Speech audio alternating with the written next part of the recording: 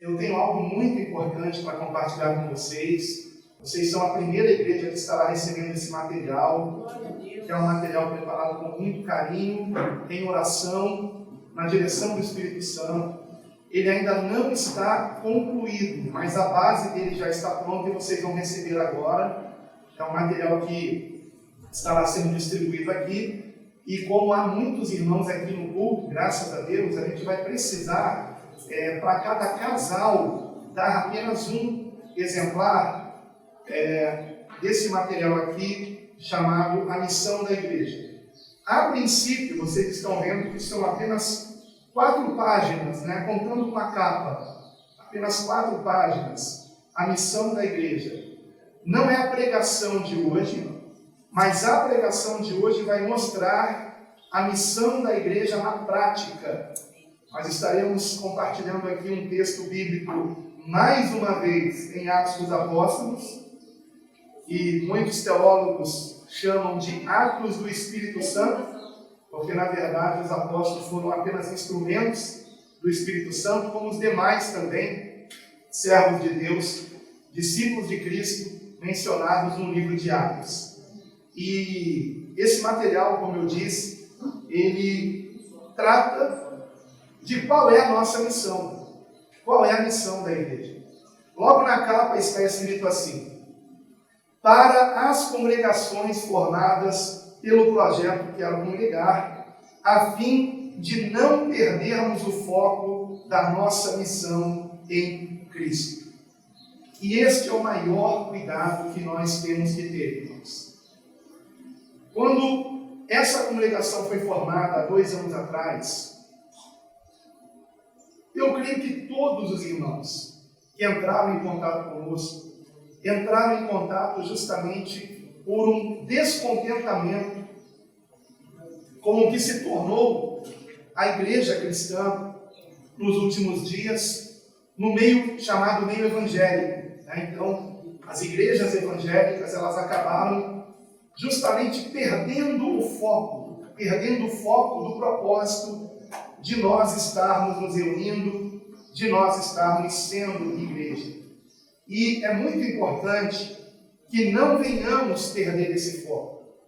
E, passado um certo tempo, pode acontecer que nós venhamos acabar nos distraindo um pouco, porque é tão gostoso nós estarmos juntos, é uma família, que tem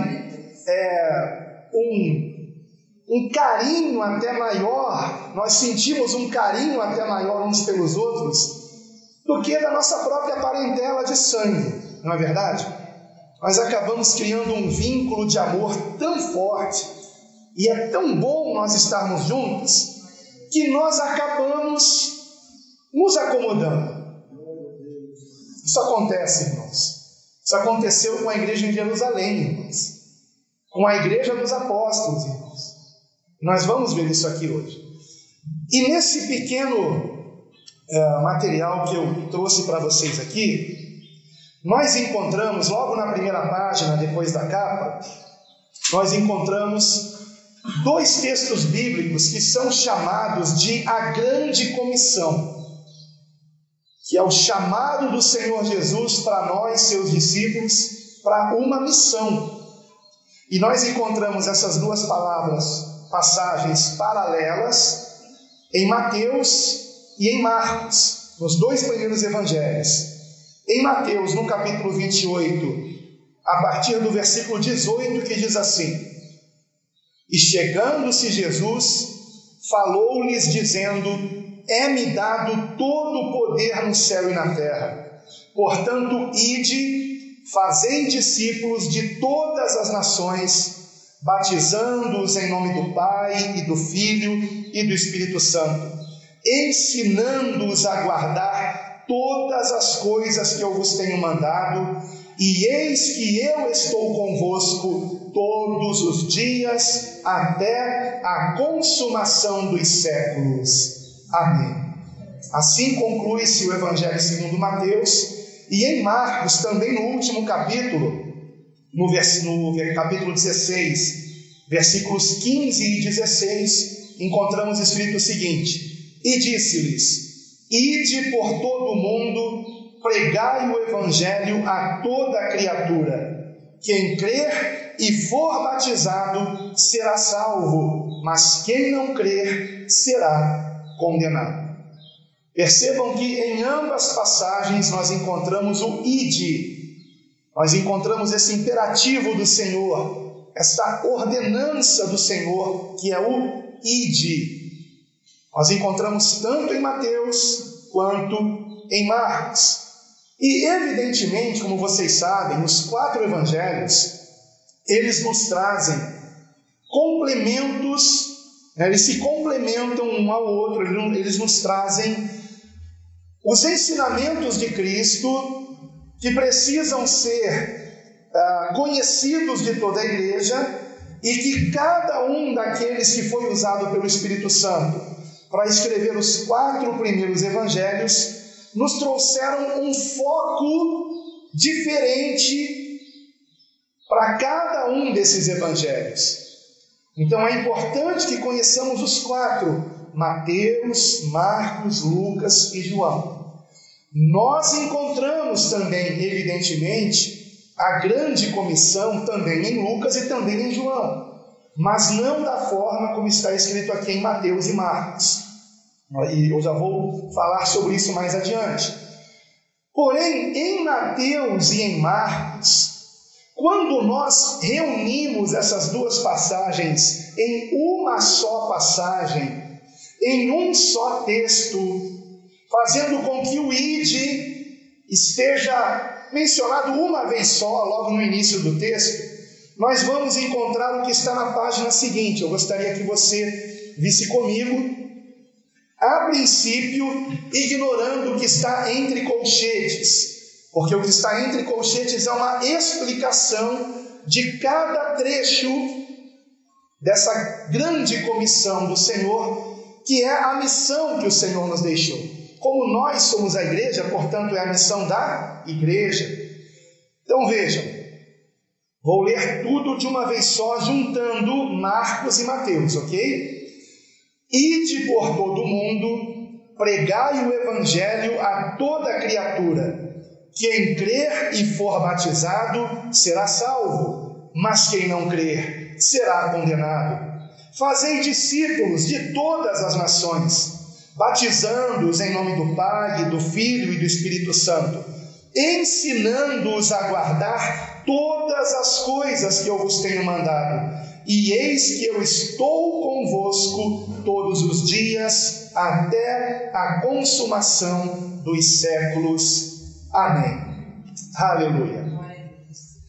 Nós encontramos aqui, quando juntamos esses dois textos, 3 imperativos do Senhor, 3 ordenanças do Senhor. A primeira delas, o ide.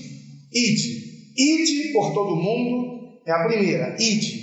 Em segundo lugar, pregai. Pregai o quê? O evangelho. E em terceiro e último lugar, fazei discípulos, que poderia ser escrito com uma só palavra, discipulai. Então, ide, pregai, discipulai. Pregar o evangelho é uma coisa, fazer discípulo é outra. E é muito importante que nós venhamos resgatar o entendimento bíblico disso, irmãos. E o ir, quanto ao ir, nós temos que ir para quê? Para, em primeiro lugar, pregar o evangelho. É a primeira coisa. Eu não posso discipular alguém que ainda não ouviu o evangelho.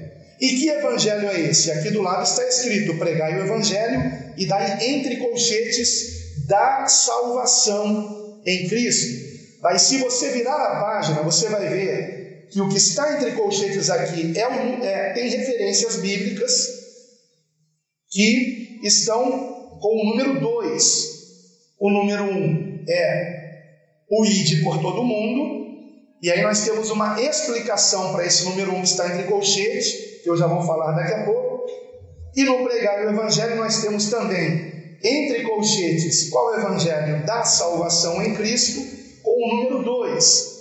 E virando a página, algumas referências bíblicas algumas não são exaustivas sobre este evangelho da salvação em Cristo. Então, por exemplo, temos aqui em Romanos, na epístola também aos Efésios, aos Gálatas, e exemplos no livro de Atos dos apóstolos pregando o evangelho. Primeiramente, exemplos de Pedro pregando o evangelho, depois exemplos de Paulo pregando o evangelho. E quando nós comparamos as pregações do evangelho em Atos, vamos perceber que elas têm elementos em comum. Elas têm elementos em comum. Então, toda a pregação do evangelho, por exemplo, vai nos ensinar que todos pecaram e destituídos estão da glória de Deus. Mas vai nos ensinar também que somos justificados gratuitamente pela graça de Deus que há através da redenção do seu Filho amado, nosso único Senhor e Salvador Jesus Cristo. Todas as pregações que nós encontramos em Atos do Evangelho vão nos ensinar que Deus amou o mundo, amou a humanidade, nos amou de tal maneira que deu o seu Filho unigênito para que todo aquele que nele crê não pereça. Então há um risco de perecermos, mas ao invés de perecermos, tenhamos a vida eterna, a vida com Deus. Então isso é pregação do Evangelho, é essa boa nova de que estávamos perdidos, mas Deus nos amou e em Cristo Ele nos chama à salvação. E todas as pregações nos chamam ao arrependimento de pecados, porque a primeira evidência da fé é o arrependimento. Quem crê em Jesus entenderá que nós fomos os culpados de Jesus ter precisado vir ao mundo e sofrer e morrer em nosso lugar. Quando Pedro trouxe a primeira pregação do Evangelho, em Atos capítulo 2, quando ele concluiu a pregação, os judeus que o ouviram pregar, e ele cheio do Espírito Santo, ficaram atônitos, porque sentiram a culpa do pecado deles. Porque Pedro muito corajosamente disse: vocês são os culpados da morte do Filho de Deus na cruz. E eles sentiram a culpa e disseram: o que faremos, irmãos? Então Pedro vem com um apelo. O apelo é bíblico, mas não é o tipo de apelo que é feito hoje em dia. Quem quer aceitar Jesus? Como se Jesus fosse uma oferta barata, né? Não é isso. É exatamente o contrário. Ele é que tem que nos aceitar. É o apelo ao arrependimento. Arrependei-vos. Esse é o verdadeiro apelo. E esse apelo foi sendo feito ao longo de todo o livro de Atos, ou seja, ao longo de cada pregação apostólica. Por exemplo, Paulo em Atenas, ele diz: Deus, não levando em conta os tempos da ignorância, ordena a todo homem em todo lugar que se arrependam. É uma ordem do Senhor. Em algumas versões diz: notifica a todo homem em todo lugar. É um decreto de Deus. Fizemos até um folheto evangelístico com esse título, O Decreto, baseado nesta passagem bíblica, depois de uma pregação do pastor Geraldo, baseado nesse texto que foi uma bênção.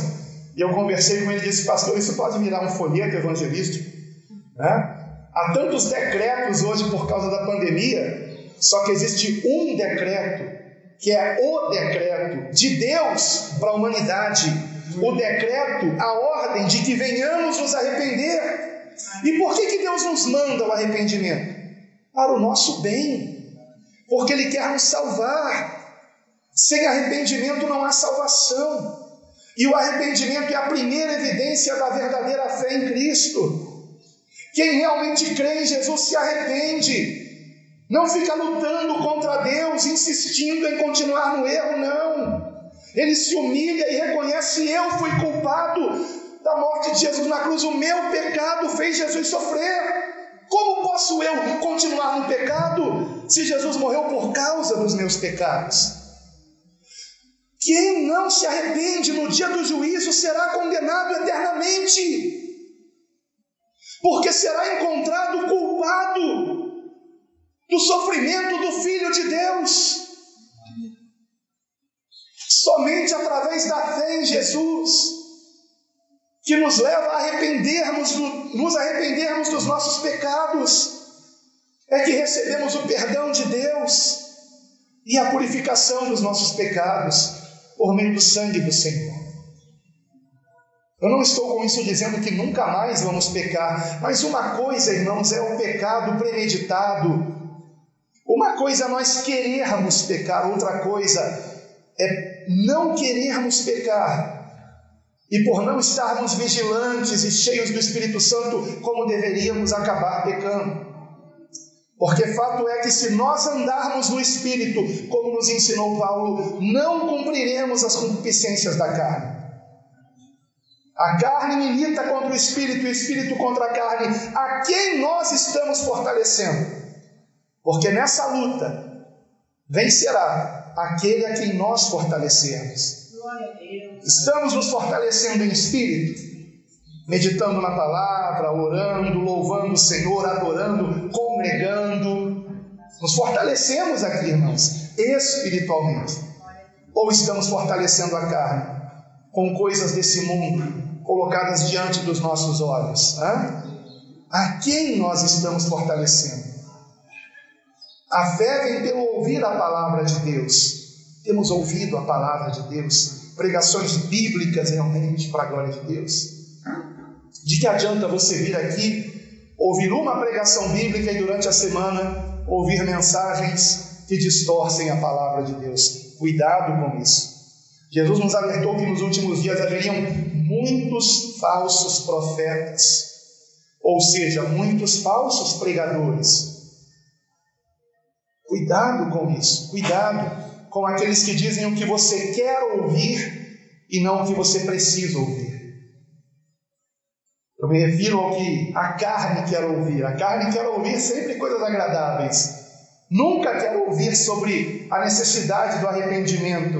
Mas o próprio Senhor Jesus disse: sem arrependimento não há salvação. Se não vos arrependerdes, todos perecereis. Vejam que grave é isso, irmãos.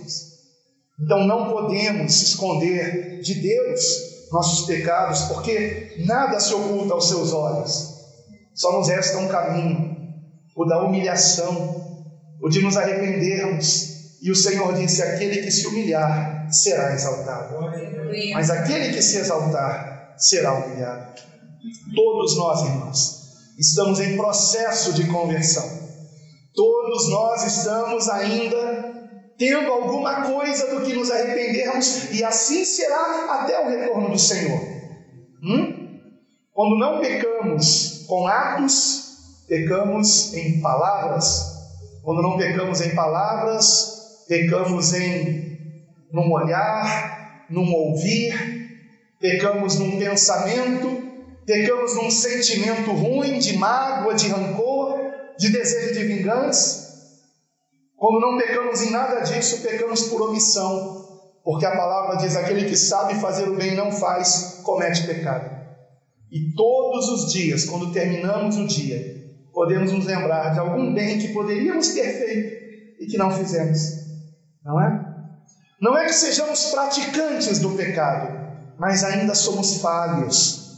Por isso o Senhor Jesus disse: aquele que já se lavou não necessita novamente de um banho completo, mas de lavar apenas os pés, né? Enquanto estamos nesse mundo, os nossos pés ainda estarão se sujando todos os dias. Vocês compreendem?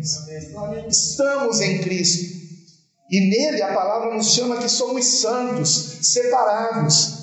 A palavra não nos chama de pecadores, praticantes do pecado, mas que isto não nos faça pensar que somos melhores que os outros, porque as misericórdias do Senhor são a causa de não sermos consumíveis.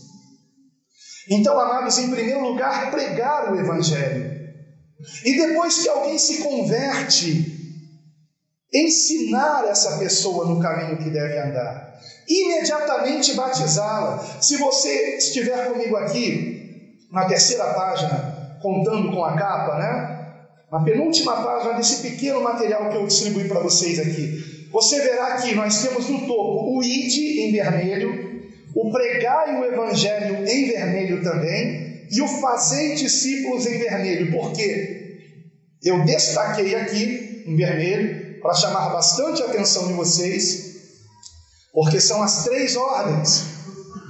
Assim como, por exemplo, este celular que está gravando esta mensagem precisou de um tripé para que ele pudesse ficar de pé e fixo e firme. Da mesma forma, na missão da igreja, nós temos 3 ordens a serem obedecidas: o ir, o pregar e o ensinar. Esse é o foco. A igreja se mantém de pé e firme no Senhor se estiver cumprindo este mandamento. Irmãos, antes de minha esposa e eu virmos para cá, para Campinas, como sempre fazemos antes de qualquer viagem, nós fazemos uma reunião em família, onde nós oramos, louvamos ao Senhor, às vezes também meditamos juntos na palavra e deixamos as instruções finais para os nossos filhos. Nós temos 2 filhos, já adultos na verdade, mas ainda solteiros. O mais velho está para se casar em breve, o Felipe, com 25 anos de idade. E temos o Gabriel também com 21. Pai, para guardar a idade de filho é mais difícil. E aí nós passamos para os nossos filhos as instruções, e fazemos um checklist daquilo tudo que tem que ser dito e conferimos: entenderam. E aí depois que nos certificamos que entenderam tudo, a minha esposa ainda coloca um papelzinho lá na geladeira colado, para eles não esquecerem de alguma coisa, coloca um bilhetinho no quarto do Felipe, meu amor? E às vezes eu até guardo o bilhetinho de lembrança quando a gente volta da viagem. Eu acho tão bonito isso. E essas instruções finais são as mais importantes, irmãos. São aquelas que a gente não pode esquecer. E da mesma forma, o Senhor Jesus, antes de partir, deixou as instruções que nós não podemos nos esquecer. Precisamos nos lembrar disto: pregar o Evangelho, fazer discípulos, e estes discípulos cumprir o ide do Senhor. Ir. Mas não é ir de qualquer maneira. Então eu gostaria de começar falando deste ir. Lembram que eu disse que nós encontramos também a grande comissão em Lucas, em João? Em Lucas, se vocês abrirem comigo, e vejam que esse versículo está mencionado aqui, capítulo 24, versículo 49, é o primeiro versículo da referência bíblica da última página. Se vocês abrirem comigo em Lucas, capítulo 24, versículo 49, vocês encontrarão também no último capítulo do Evangelho de Lucas, o Senhor Jesus deixando as últimas instruções. E o foco da grande comissão em Mateus é a necessidade do ensino, do discipulado. O foco da grande comissão em Marcos é a necessidade da pregação do Evangelho. E o foco da grande comissão em Lucas é a necessidade, ou melhor, a dependência completa, total, que temos do Espírito Santo para cumprir essa missão, irmãos. Não conseguimos pregar o Evangelho com resultado genuíno sem o Espírito Santo. Não conseguimos ensinar a palavra de Deus com efeito duradouro sem o Espírito Santo. Sem o Espírito Santo, como disse o Senhor Jesus, nada podeis fazer. Porque O Espírito Santo é o Espírito de Cristo em nós. E ele disse: sem mim nada podeis fazer. Nada.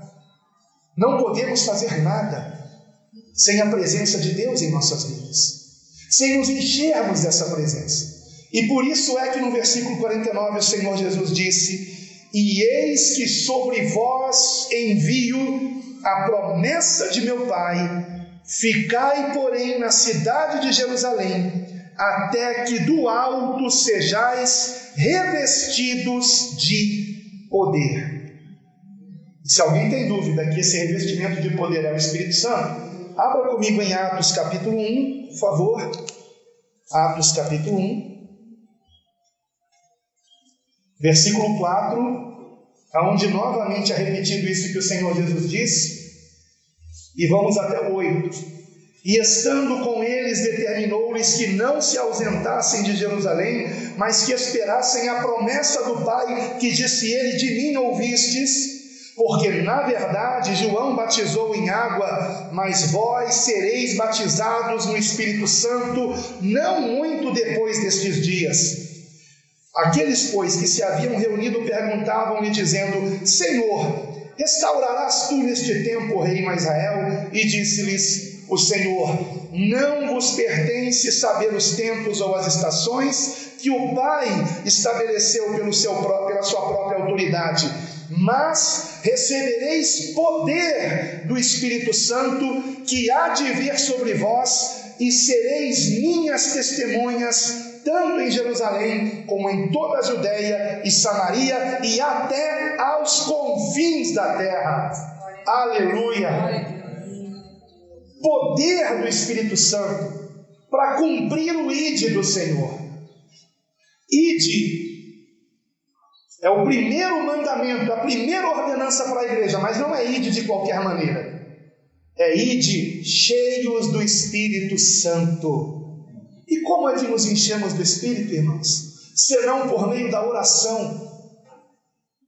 Então, foco na oração. Foco na oração. E para pedirmos o que mais precisamos todos os dias, a presença de Deus em nós, sermos cheios do Espírito Santo, guiados por Ele em todo o tempo. Esse é o foco da igreja. Não mais eu, mas Cristo.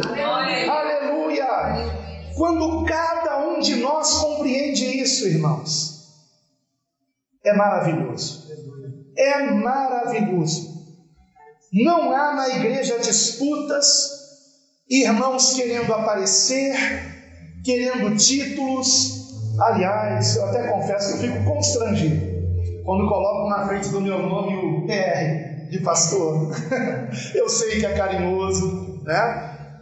Sei que a minha esposa também fica constrangida, até porque no nosso ministério não há pastorado feminino, mas as esposas dos pastores carinhosamente são chamadas de pastoras, então não há nenhum problema nisso. Mas o pastorado é realmente masculino, né? E biblicamente falando vemos que é assim. Então, irmãos, quando nós compreendemos que toda a glória é de Deus, que somos apenas instrumentos, e que temos que todos os dias nos esvaziarmos para que Ele cresça, acabam-se os problemas na igreja. Agora, isso só acontece quando somos discipulados. Voltando aqui para a página onde nós temos aqui o pregai o evangelho em destaque e o fazei discípulos em destaque, vejam que abaixo do fazei discípulos nós temos duas outras palavras que estão semi-destacadas. Elas não estão em vermelho, elas estão em laranja, embora não pareça muito um laranja isso aqui, mas a impressora acho que não estava muito boa a tinta, mas enfim, era para ser um laranja bem bonito. E o vermelho era para ser mais bonito também. E nós temos esse fazer discípulos com duas vertentes, não seria essa a palavra correta, mas fazer discípulos significa duas coisas. Em primeiro lugar, batizá-los em água, né? Como nós vemos que os apóstolos faziam, o próprio Senhor Jesus nos mandou fazer, como nós vemos aqui, batizando-os em nome do Pai e do Filho e do Espírito Santo. Então, em primeiro lugar, batizando. Pregou o Evangelho, a pessoa creu em Jesus, batiza. Por isso é que depois aqui do batizando-os em nome do Pai, do Filho e do Espírito Santo, está escrito sem procrastinação. Essa palavra, né, procrastinação, não é muito comum hoje em dia, mas ela significa ficar adiando. E quantas são as igrejas que colocam um novo convertido em banho-maria até que ele se desmotive e não queira mais congregar? Porque demorou tanto para batizar que ele ficou triste, desmotivado. Estão achando que eu sou, não estão acreditando que eu me converti, eu quero Jesus. Irmãos, no mesmo dia que Filipe evangelizou o eunuco foi evangelizado. Filipe pregou o evangelho para o eunuco, usando o texto bíblico de Isaías 53. Porque naquela época eles não tinham o Novo Testamento, eles só tinham o Antigo. E o eunuco já estava lendo o rolo do profeta Isaías, e Filipe perguntou a ele, inclusive foi o anjo do Senhor que colocou o Filipe do lado daquela carruagem: entendes o que lês? E o eunuco disse: como eu poderia entender se ninguém me ensinar? Discipulado, irmãos. E aí então Filipe, começando naquele texto, anunciou-lhe a Jesus. É assim que está escrito em Atos. E é o que nós temos que fazer. Não é anunciar a igreja bíblica cristã, não é anunciar a Assembleia de Deus, não é anunciar a presbiteriana, é anunciar a Jesus Cristo. Ele é o caminho, a verdade e a vida, e ninguém vai ao Pai senão por Ele. E Filipe fez isso. Eu não sei quanto tempo se passou ali da conversa deles, mas em determinado momento, o eunuco já estava convencido de que Jesus é o Cristo, e de que Jesus tinha mandado que aquele que nele cresce fosse batizado. E eu tenho certeza disso pela pergunta que o eunuco faz a Filipe: eis aqui água, o que me impede de ser batizado? E Filipe lhe respondeu: é lícito, se crês de todo o coração. E a resposta do eunuco foi: eu creio que Jesus é o Filho de Deus. E então Filipe mandou parar a carruagem e o batizou. Aleluia. O batismo é para quem crê em Jesus, não é para quem é perfeito. O batismo não é a reta final ou o ponto de chegada, é o ponto de partida, irmãos, da vida cristã. Só que se substituiu o batismo por isso aqui, ó: quem aceita Jesus? Levantou a mão, aceitou Jesus, preencheu ficha de membro, e aí vai entrar em banho-maria para ser batizado daqui a no mínimo 3 meses. Não é bíblico isso, irmãos. Não encontramos na palavra esse tipo de procrastinação, né? Então o discipulado, ele em primeiro lugar é a explicação da necessidade do batismo, irmãos. Quando uma criança nasce, né? Eu não sou médico, é evidente, eu não sei os termos médicos, mas aquele líquido, né, que quando a criança nasce da placenta, não é isso? Irmãos, pense nisso como o batismo. O batismo simboliza a morte da velha criatura e o nascer de novo, e a pessoa está toda molhada ali, como o bebê que nasce todo molhado também. E nós estamos nascendo, renascendo para uma novidade de vida, para a glória de Deus. E então temos que ser discipulados para termos uma vida de oração buscando uma coisa só: sermos cheios do Espírito Santo. Amém. É muito interessante que em Mateus, quando no Sermão do Monte o Senhor Jesus disse: se vós que sois maus saberdais boas coisas para vossos filhos, quanto mais o Pai Celestial dará boas coisas àqueles que lhe pedirem. Isso está em Mateus.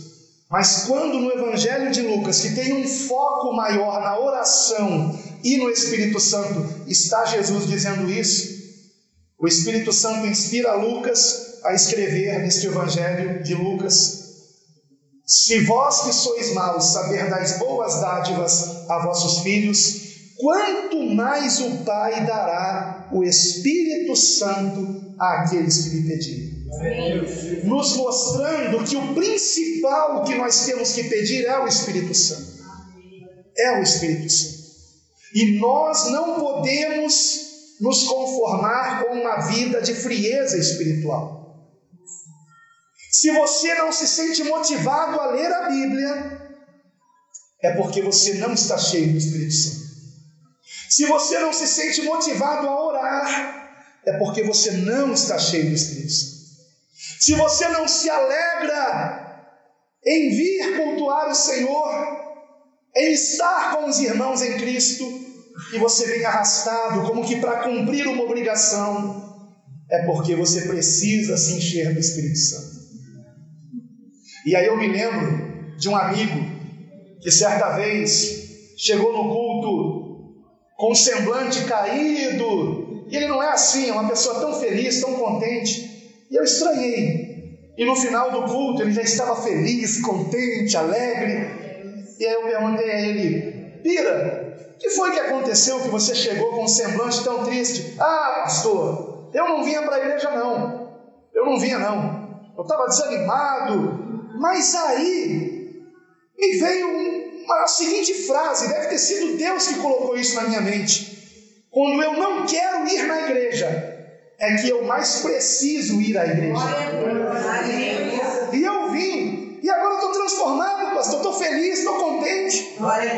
Ouvi o que eu precisava ouvir, orei, estou renovado, louvei o Senhor, vi os irmãos.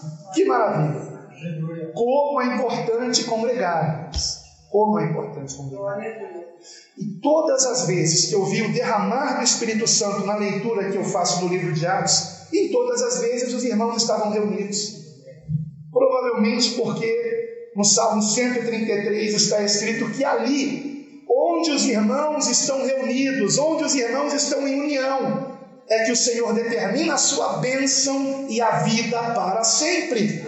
E essa vida está no Espírito Santo de Deus, em nós, em nós.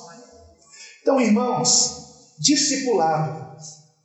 A pessoa entregou a vida para Jesus, ela tem que ser discipulada.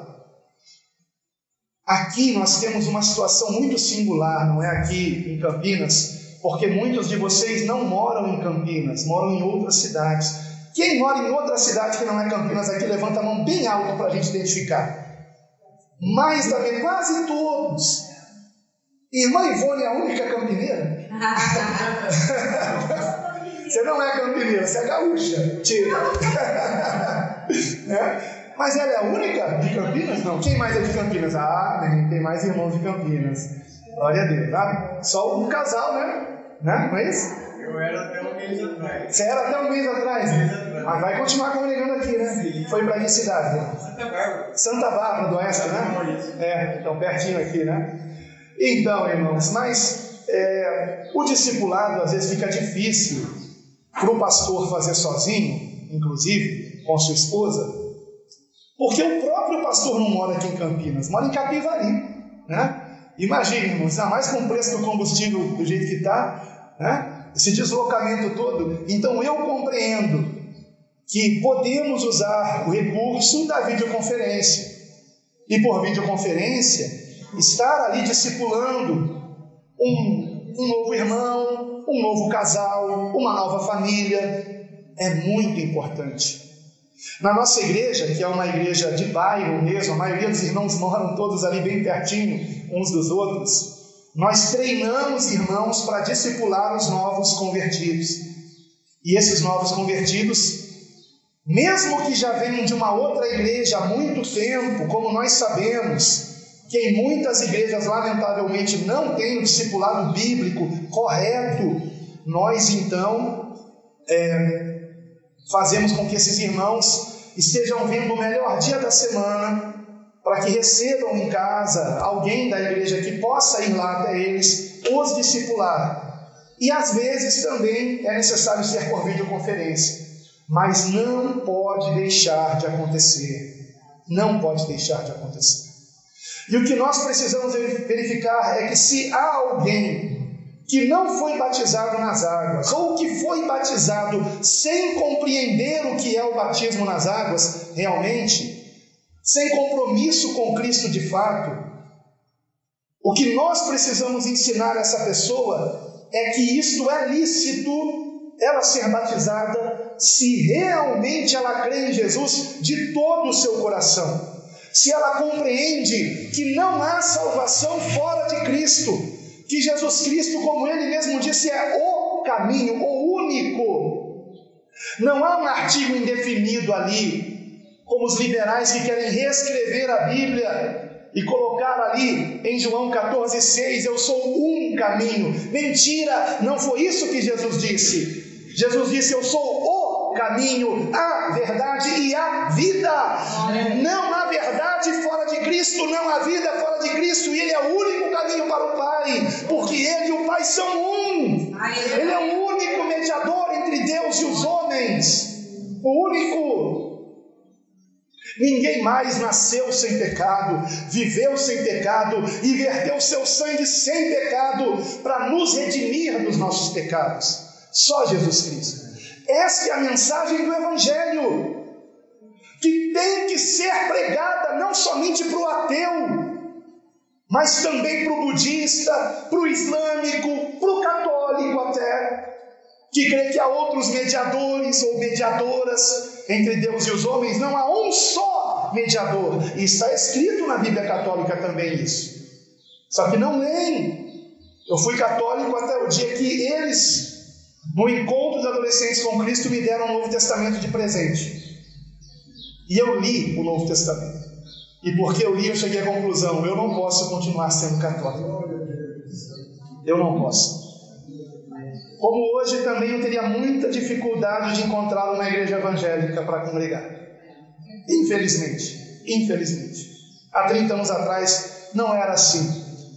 A igreja era mais bíblica, mas infelizmente de lá para cá muita coisa mudou. Então, amados, o fazer discípulos tem duas vertentes. Em primeiro lugar, batizando os novos discípulos. Em segundo lugar, ensinando-os. E aí o Senhor Jesus diz, ensinando-os a guardar todas as coisas que eu vos tenho mandado. Então temos que aprender a doutrina de quem? De Cristo, amém? Vejam comigo, aliás eu mencionei esse mesmo texto, estou me lembrando da última vez que eu estive aqui, na segunda epístola de João, lá pertinho do Apocalipse. Segunda epístola de João, versículo 8, e 9 e 10, vamos ler o 10 também, que diz assim, olhai por vós mesmos, para que não percamos o que temos ganho, antes recebamos o inteiro galardão. Todo aquele que prevarica e não persevera na doutrina de Cristo, essa é a doutrina de Cristo, não tem a Deus. Quem persevera na doutrina de Cristo, esse tem tanto ao Pai como ao Filho.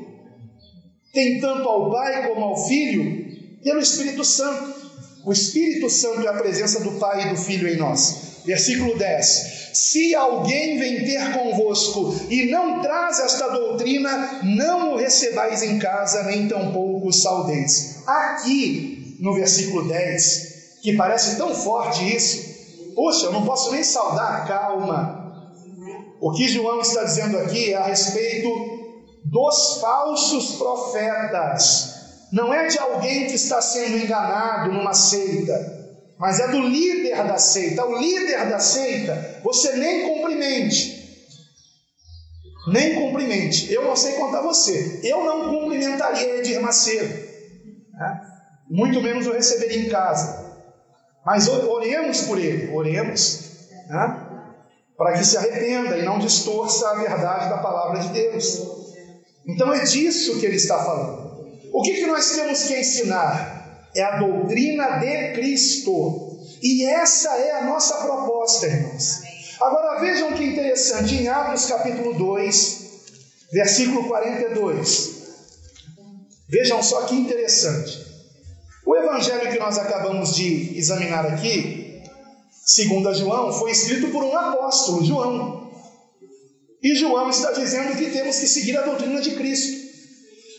João, que era um dos apóstolos, aliás, ao lado de Pedro, ele pastoreava a igreja de Jerusalém. No versículo 42 de Atos 2 está escrito o seguinte: e perseveravam na doutrina dos apóstolos. Na doutrina dos apóstolos. Aliás, esse foi o texto, que eu preguei aqui da última vez, Atos 2, 42. Por que a doutrina dos apóstolos e não escrito a doutrina de Cristo aqui?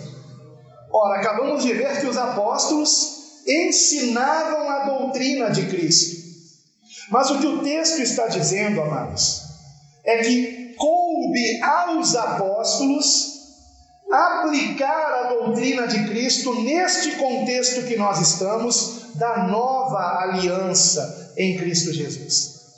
Então, por exemplo, lá em Atos capítulo 15, quando houve uma contenda entre os discípulos de Cristo, porque vejam o que diz aqui o versículo 5, Atos capítulo 15, versículo 5. Atos 15, versículo 5. Está escrito o seguinte: alguns, porém, da seita dos fariseus que tinham crido, se levantaram dizendo que era necessário circuncidá-los e mandar-lhes que guardassem a lei de Moisés, que incluía a guarda do sábado. Versículo 6. Congregaram-se, pois, os apóstolos e os anciãos. Quem eram os anciãos? Em algumas versões está escrito presbíteros. Esse termo presbítero é um termo grego que, se traduzido para o português, é ancião. Então é a mesma coisa, tá? Em algumas Bíblias está presbítero porque é um termo transliterado, e a tradução de presbítero é ancião. Então os apóstolos se reuniram com os presbíteros, que eram os que pastoreavam as congregações. Essa reunião aconteceu em Jerusalém. Então, em Jerusalém, havia uma grande igreja, até porque quando Pedro trouxe aquela palavra em Atos 2, mais de 3.000 se converteram ao Senhor. E a contagem de números na Bíblia refere-se apenas aos homens. Então, provavelmente foram mais de 4.000, 5.000 convertidos de uma vez só. E batizados também, e evidentemente não dá para tanta gente assim estar reunida no mesmo lugar. Eles se reuniam no templo, mas também se reuniam em grupos menores, de casa em casa. Isso está escrito implicitamente em Atos 2, porque de casa em casa é que partiam o pão. O partir do pão é a ceia do Senhor. E a ceia do Senhor, quando ela é feita numa grande multidão, ela acaba perdendo o seu sentido de comunhão, aquele vínculo de amor, né? Então é preciso eu conhecer aquele com quem eu estou partindo o pão. E por isso os pequenos grupos, por isso as congregações pequenas, e toda a congregação formada por esse projeto, quero congregar, são congregações pequenas.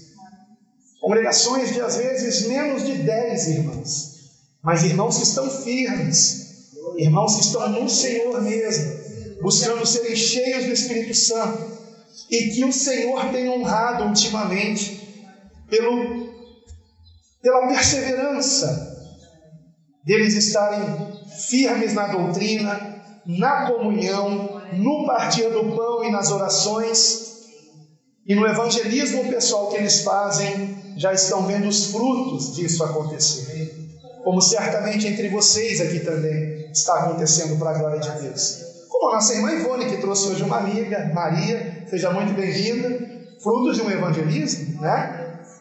Venha conhecer o verdadeiro evangelho. Não estamos dizendo que somos donos da verdade, mas a verdade, irmãos, está aqui, na Bíblia Sagrada. E aqui se prega a palavra. Não estou dizendo que é o único lugar que se prega a palavra, mas se prega a palavra sem ismos humanos, né? É a palavra explicando a palavra. Essa é a nossa proposta. Então, irmãos, aqui em Atos 15, no versículo 5, os apóstolos se congregam com os anciãos para considerar este assunto. E como que o assunto foi resolvido? Quando eles entenderam a graça de Deus que há em Cristo. Então vejam como foi resolvido isso. Versículo 7 em diante. E havendo grande contenda, levantou-se Pedro e disse-lhes: homens e irmãos, bem sabeis que já há muito tempo Deus me elegeu dentre nós, para que os gentios ouvissem da minha boca a palavra do Evangelho e crescem. Vamos dar uma pausa. Vocês lembram que em Atos 10, Pedro entra na casa de um gentio, coisa que ele nunca tinha feito na vida dele. E ele só entrou lá porque entendeu, por visão, que o Senhor queria que ele fizesse isso. Ele recebeu essa ordem do Senhor, então ele foi. E Cornélio também recebeu a ordem de receber Pedro em casa. E quando Pedro pregava o Evangelho para aqueles gentios não judeus, o que aconteceu? Eles foram cheios do Espírito Santo. Então Pedro se espantou. A graça de Deus derrama o Espírito Santo também a quem não é judeu. Como podemos nós negar a água a quem já recebeu o Espírito? E aí então os batizam também, como Jesus ordenou. Então, é disso que Pedro está falando aqui. E ele prossegue dizendo, vamos a partir do versículo 9. Agora, continuando. 8, né? E Deus que conhece os corações lhes deu testemunho, dando-lhes o Espírito Santo, assim como também a nós, e não fez diferença alguma entre eles e nós, ou seja, entre judeus e gentios, purificando os corações pela fé. Agora, pois, por que tentais a Deus, pondo sobre a cerviz dos discípulos um jugo, esse jugo seria a lei de Moisés, que nem nossos pais, nem nós podemos suportar, mas cremos que seremos salvos pela graça do Senhor Jesus Cristo, como eles também. Então essa foi a conclusão de Pedro. Somos salvos pela graça do Senhor Jesus Cristo. Ora, se está chamando Jesus de Senhor é porque tem fé em Jesus, crê em Jesus. E é por isso que em Efésios 2:8 está escrito, aí já é Paulo escrevendo, pela graça sois salvos por meio da fé. Fé em quem? Em Jesus Cristo. E isto não vem de vós, o que a salvação não vem por obras, para que ninguém se glorie. A salvação não é por obras, não é por méritos, é pela fé. Por isso naquela cruz Jesus bradou, está consumado. O que estava consumado na cruz? A obra da nossa salvação. Ele expiou os nossos pecados na cruz, está consumado. Aleluia.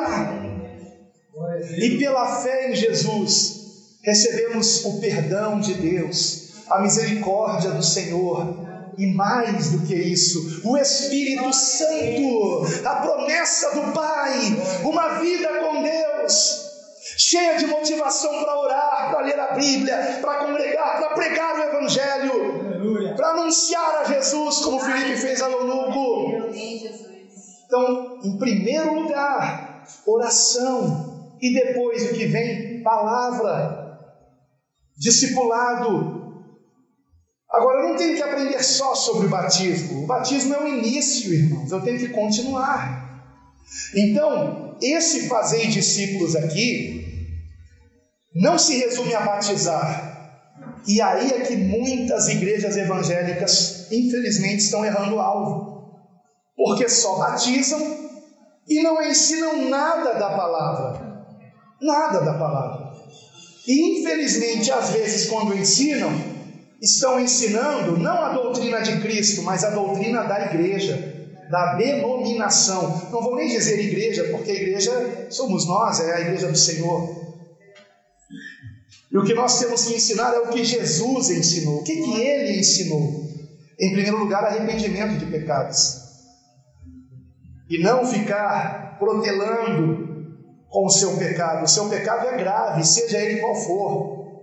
Seja qual for a prática pecaminosa, é grave, é grave. E uma artimanha de Satanás, irmãos, foi facilitar ao ser humano o acesso à pornografia. Porque a palavra diz que por causa da prostituição é que vem a ira de Deus. Como pode Deus derramar o Espírito Santo numa congregação onde mais da metade acessam a internet para ver pornografia? Eu estou dizendo isso porque eu estou baseado em estatísticas.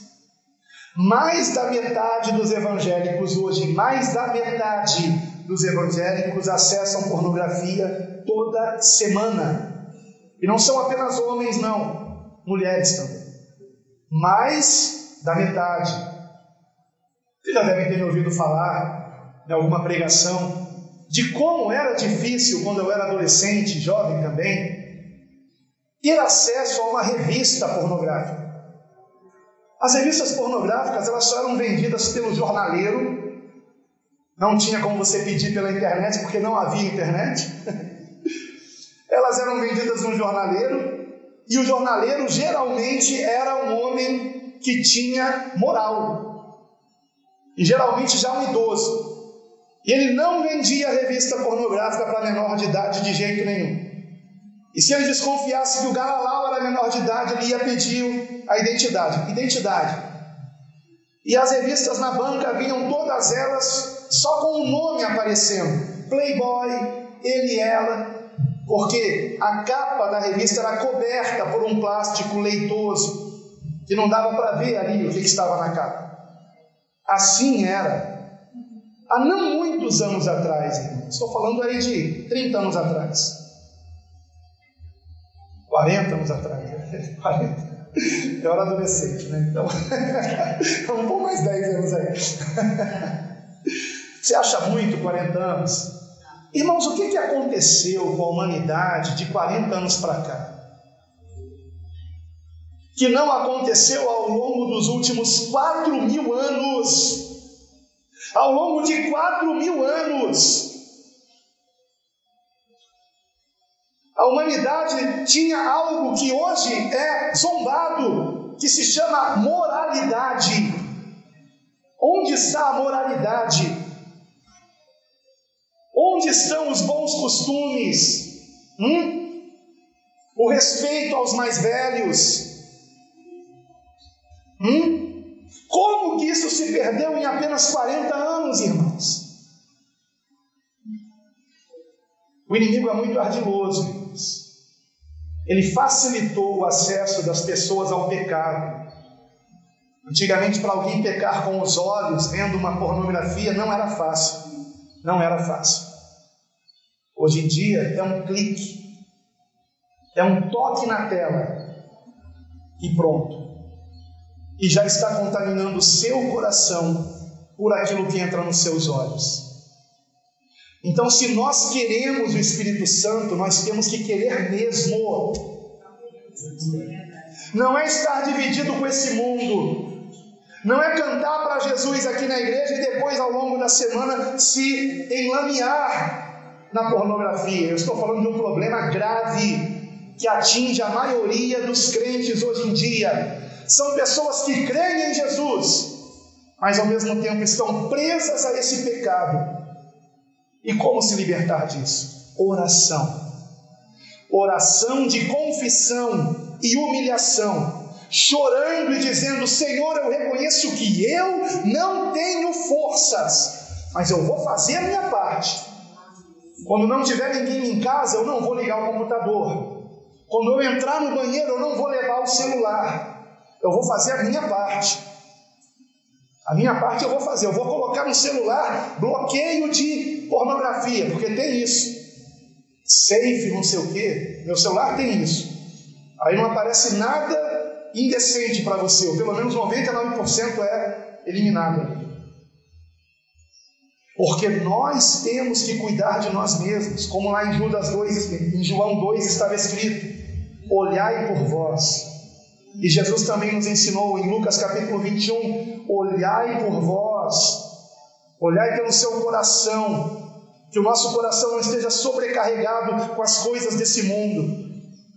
O que entra pela boca vai para o estômago, mas o que entra pelos olhos vai para o coração. E se queremos uma igreja avivada, cheia do Espírito Santo, temos que dizer não para o pecado, não, e sim para o Espírito Santo. Eu te quero, Jesus, eu te quero de verdade, eu te quero mais que tudo, e a Deus toda a glória. Aleluia! Louvado seja o Senhor. Glória a Deus. Louvado seja o nosso Deus. Assim que tem que ser, irmãos. Essa é a missão da igreja. A missão da igreja é que cada um de nós venhamos dar continuidade ao que Cristo começou. Cristo não andou apenas na Judéia, Galiléia e Samaria. Cristo tem andado em toda a terra através de nós. Através de nós. Onde colocamos a planta dos nossos pés, o Senhor Jesus tem que ser anunciado. Temos que orar naquele lugar. Temos que repreender as obras das trevas ali. Se demônios se manifestarem em nome de Jesus, têm que ser expulsos. Amém. E vocês não têm que ligar para o pastor Álvaro, não, em nome de Jesus, os expulsem. Porque vocês têm que ter esse poder do Espírito Santo, e não apenas o pastor da igreja. Ele tem também, sua esposa também, mas vocês também têm. Eu me lembro que certa vez uma diaconisa, que é a irmã de mais baixa estatura na nossa igreja, é ela e o Rodrigo. O Rodrigo a gente chama de pequeno frasco.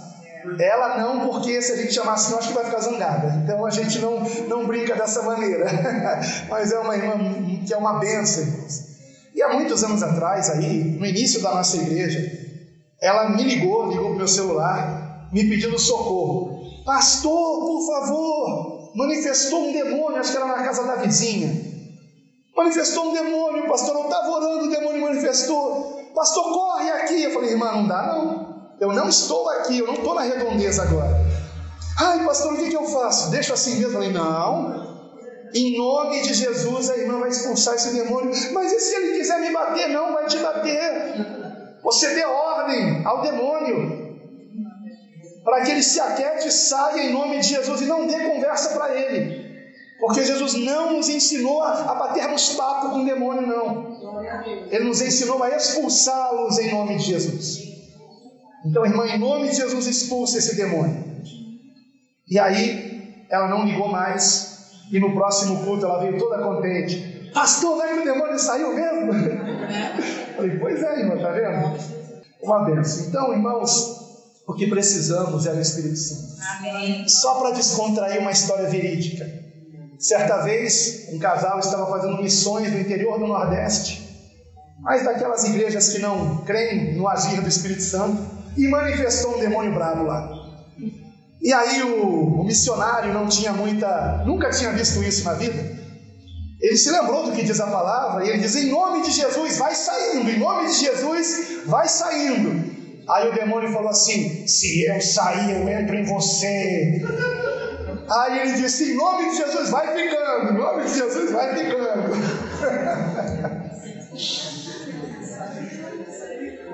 História verídica, aconteceu mesmo.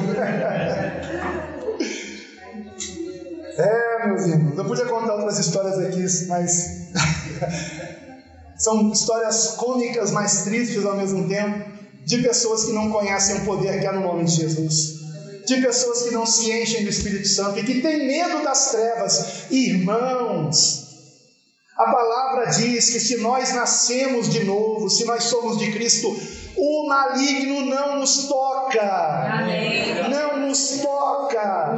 Se encha do Espírito Santo, abandone o pecado, ore, se encha do Espírito Santo, se alimente diariamente da palavra de Deus, e não tema as trevas, não tenha medo de demônios. Eles é que temem quando o Espírito Santo de Deus em nós os ameaça com simplesmente a nossa presença onde eles estão, irmãos.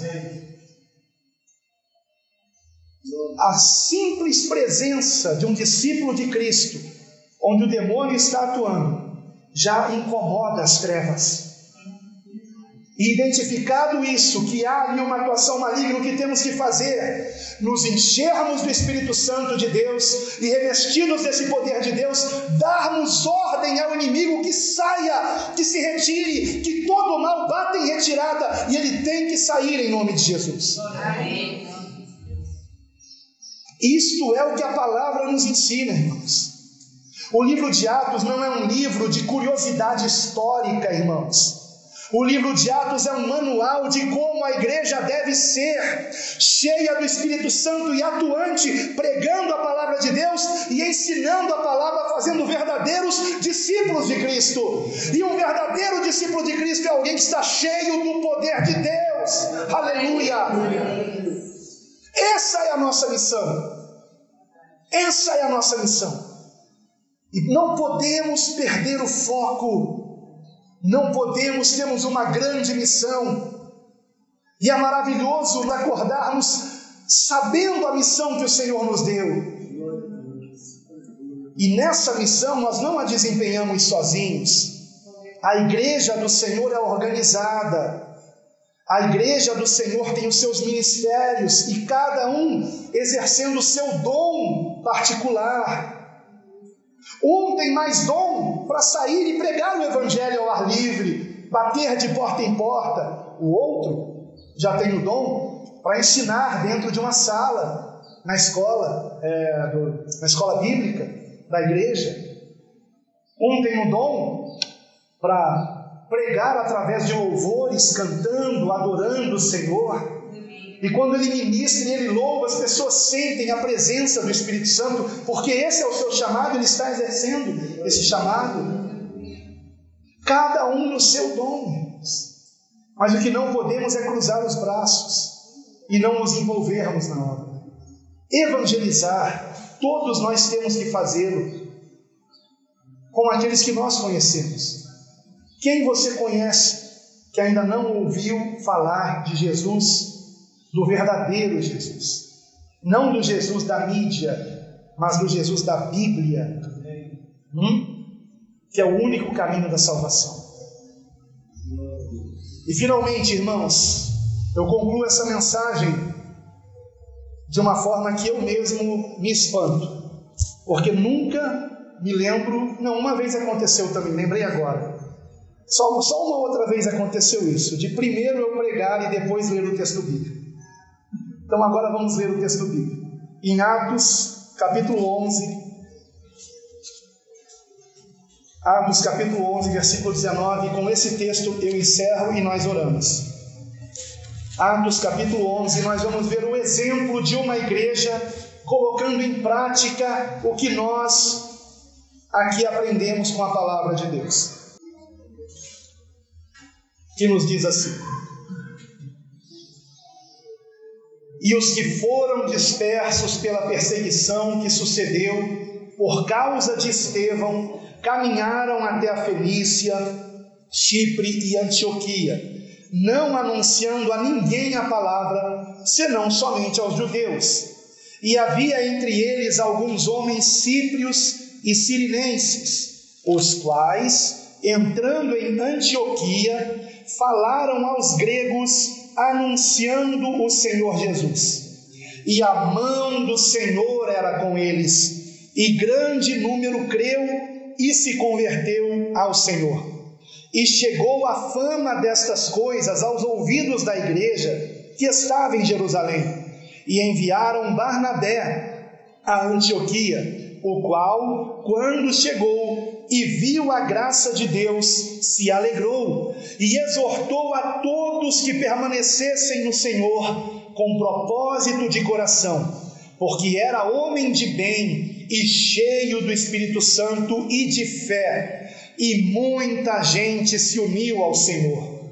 E partiu Barnabé para Tarso a buscar Saulo, e achando-o, o conduziu para Antioquia.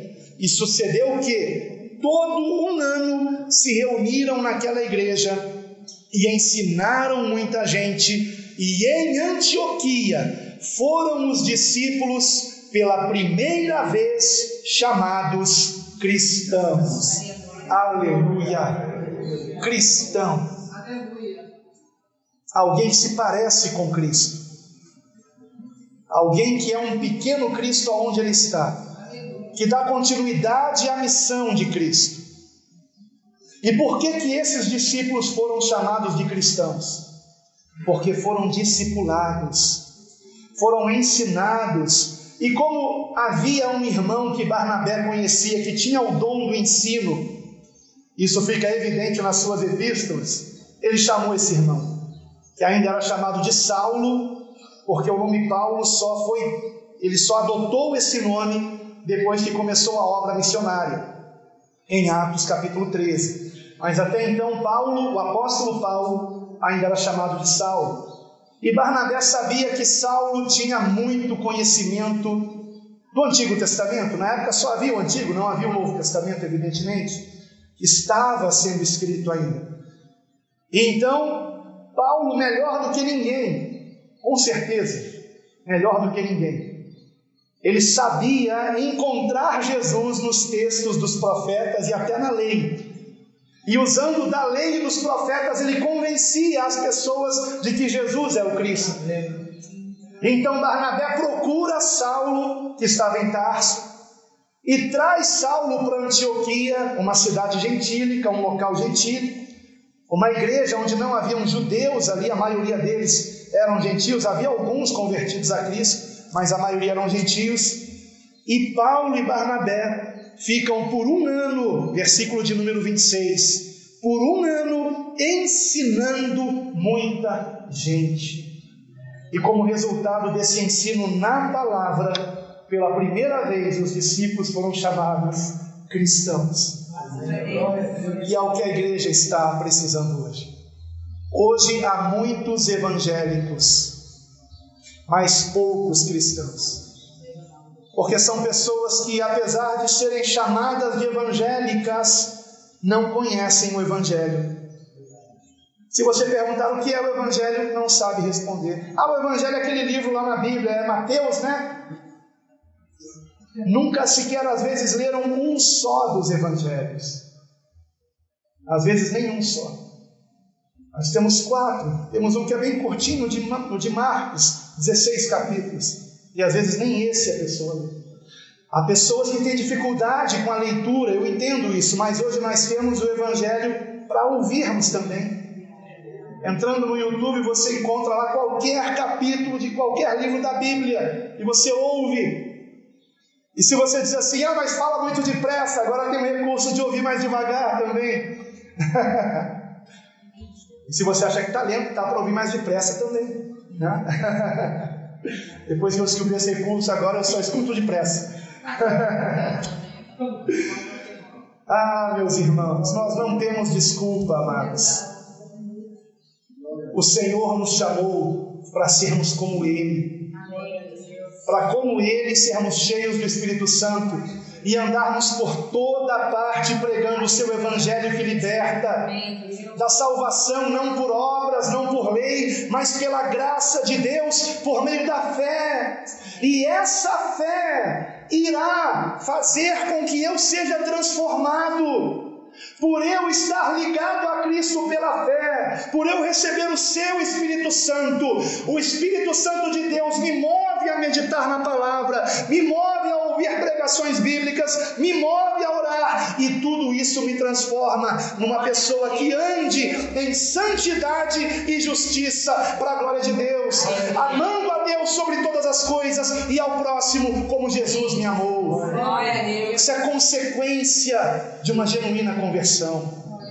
Então, irmãos, se vocês meditarem aqui, o tempo não me permite mais fazer isso, mas se vocês meditarem no texto que acabamos de ler em Atos, capítulo 11, do versículo 19 ao 26, vocês vão encontrar uma igreja que evangelizava, que se formou como resultado de irmãos que anunciavam Jesus em Antioquia. E ali então, irmãos começaram a se reunir por terem a mesma fé em Cristo, por quererem seguir os ensinamentos de Cristo. E então isso chegou ao conhecimento dos apóstolos em Jerusalém, E eles levaram alguém capacitado no Senhor, Barnabé, um homem que diz aqui a palavra, era cheio do Espírito Santo e de fé, versículo 24, um homem de bem, um homem que dava bom testemunho. E então ele é enviado como missionário a Antioquia, e Barnabé, na sua humildade, ele reconhece que não tinha como dar conta do recado. Tem muita gente aqui para eu pastorear, preciso de ajuda, e chamou Saulo. E os dois juntos ali fizeram um trabalho tão bem feito no Senhor, que pela primeira vez os discípulos foram chamados de cristãos. Aleluia! E essa igreja se fortaleceu tanto, que se tornou a base missionária para as missões de Paulo, irmãos.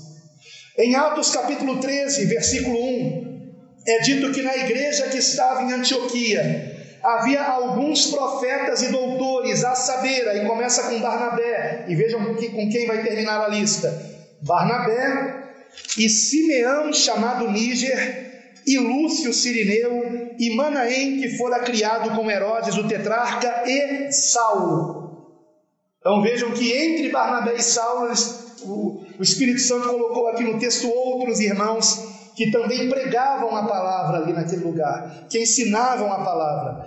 Versículo 2: e servindo eles ao Senhor e jejuando, era uma igreja de oração, era uma igreja que jejuava, era uma igreja onde o Espírito Santo era derramado, irmãos, uma igreja que negava a carne para viver no Espírito. E diz o texto: e servindo eles ao Senhor e jejuando, disse o Espírito Santo: apartai-me a Barnabé e a Saulo para a obra a que os tenho chamado.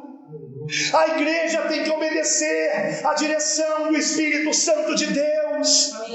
As decisões da igreja têm que ser segundo a direção do Espírito Santo de Deus. Mas cuidado, o Espírito Santo de Deus nunca irá nos dar uma direção contrária à palavra de Deus, contrária ao ensinamento de Cristo. Cuidado com aqueles que se dizem cheios do Espírito Santo para manipular a igreja. Não se iludam com línguas estranhas, não se iludam com sapateio de pessoas que ficam rodando e gritando e pulando. Não se iludam, irmãos. Nós temos que seguir a palavra. E se o Espírito Santo nos dá uma direção, tem que estar de acordo com a palavra. E a igreja tem que orar e aguardar a confirmação do Senhor. E foi isso que esses irmãos certamente fizeram. O Espírito Santo disse: apartai-me a Barnabé e a Saulo para a obra que os tenho chamado. E certamente Saulo e Barnabé, que depois veio ser chamado ele de Paulo, confirmaram que já ardia no coração isso. Por quê? Porque o texto diz: para a obra a que os tenho chamado. O Espírito Santo já estava chamando Barnabé e Paulo para esta obra. E depois alguém foi usado pelo Espírito Santo para trazer esta palavra de Deus. E então Paulo e Barnabé confirmaram, e talvez um nunca nem tivesse conversado com o outro, mas o coração deles ardia em levar o Evangelho a outras cidades, para que aquilo que aconteceu em Antioquia se repetisse também em Listra, Icônio, Derbe, como de fato aconteceu para a glória de Deus. Então assim diz o texto no versículo 3: jejuando e orando e pondo sobre eles as mãos, os despediram, e assim estes, enviados pelo Espírito Santo, desceram a Seleucia e dali navegaram para Chipre. E aqui começa a primeira viagem missionária de Paulo. Aleluia! E por quantas cidades ele passou, e em todas elas houve perseguição, a ponto até de em uma delas ele ter sido apedrejado e dado como morto. Nós vemos isso no capítulo 14, vejam comigo por favor. Versículo 19. Quando ele estava em Listra, capítulo 14, versículo 19. Sobrevieram, porém, uns judeus de Antioquia e de Icônio, que, tendo convencido a multidão, apedrejaram a Paulo e o arrastaram para fora da cidade, cuidando que estava morto. mas rodeando os discípulos, levantou-se e entrou na cidade, e no dia seguinte saiu com Barnabé para Derbe. Talvez Paulo tenha mesmo morrido e o Senhor o ressuscitou. Não sabemos, mas talvez tenha sido isso. Versículo 21. E tendo anunciado o evangelho naquela cidade, ou seja, em Derbe, e feito muitos discípulos, voltaram para Listra. Irmãos, Listra era a cidade onde Paulo tinha sido apedrejado, mas ele volta para lá com Barnabé, e depois por Icônio e por Antioquia, ou seja, o caminho de volta, confirmando os ânimos dos discípulos, exortando a permanecer na fé, pois que por muitas tribulações nos importa entrar no reino de Deus. E havendo-lhes por comum consentimento eleito anciãos, que são os que iriam pastorear cada congregação em cada igreja, orando com jejuns, os encomendaram ao Senhor em quem haviam crido. Aleluia! Paulo e Barnabé pregaram o evangelho, e como estavam sendo expulsos daquelas cidades por pregarem o evangelho, mas sabendo que ali havia pessoas que tinham se convertido a Cristo, eles quiseram voltar pelas mesmas cidades para discipular esses irmãos e lhes deixar claro: o que aconteceu conosco pode acontecer com vocês também. Assim como nós fomos perseguidos por amarmos o Senhor, vocês também podem ser perseguidos por amarem a Cristo. Não é coisa estranha que alguém realmente convertido a Cristo seja perseguido, porque a luz incomoda as trevas. E nunca houve tanta treva nesse mundo como agora, irmãos. Precisamos ser verdadeiramente luz do mundo e sal da terra, cheios do Espírito Santo, para anunciarmos Jesus onde quer que estejamos. E se o Senhor nos chamar para a obra missionária, cumprirmos esse chamado para a glória de Deus, ainda que venhamos dar a vida pelo Senhor. Que honra será se assim partirmos desse mundo, irmãos. Eu vou dizer uma coisa para vocês: dentre nós, alguns de nós partiremos assim. Sabemos o que está por vir, que pouco tempo nos resta e que mais do que nunca precisamos nos encher do Espírito Santo. Porque quando houver o grito da meia-noite, não haverá mais tempo. Quem está com a lâmpada cheia está, e quem não está não terá mais tempo de enchê-la. Então vamos nos encher do Espírito Santo agora. Vamos nos encher do Espírito Santo para que possamos pregar o Evangelho, para que possamos fazer discípulos, para que possamos cumprir o ide do Senhor. E a Deus toda a glória. Glória a Deus.